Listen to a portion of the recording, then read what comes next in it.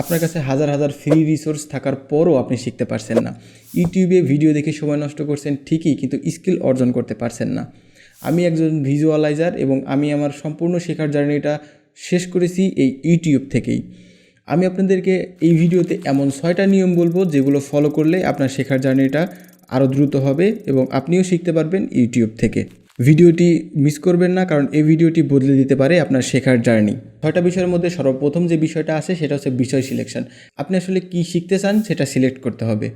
বিভিন্ন ধরনের স্কিল আছে, যেমন video editing, graphics design, coding বা বিভিন্ন ধরনের ভাষা শেখা এক্সেট্রা অনেক কিছু হতে পারে।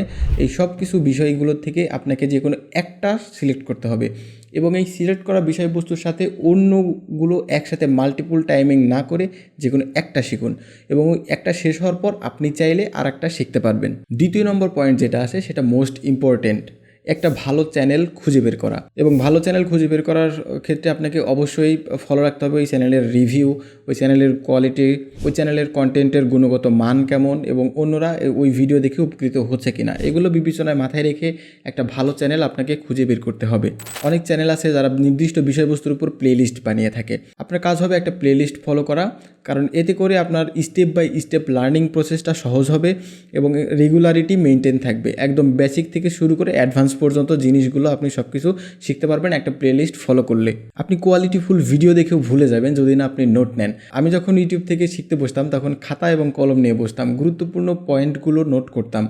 এই নোটকৃত পয়েন্টগুলো আমাকে পরবর্তীতে রিভিশন দিতে অনেক সাহায্য করতো।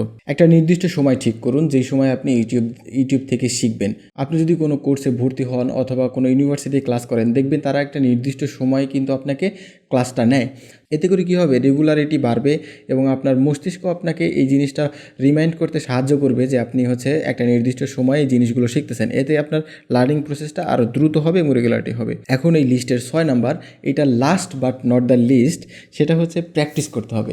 প্রচুর প্র্যাকটিস করতে হবে, প্র্যাকটিসের উপরে কোনো কথা নাই। মনে রাখবেন, শেখার আগ্রহ এবং ধৈর্যটাই আপনার শেখার ক্ষেত্রে সবচাইতে গুরুত্বপূর্ণ। আশা করছি আপনার শেখার জার্নিটা এবার আরও দ্রুত হবে।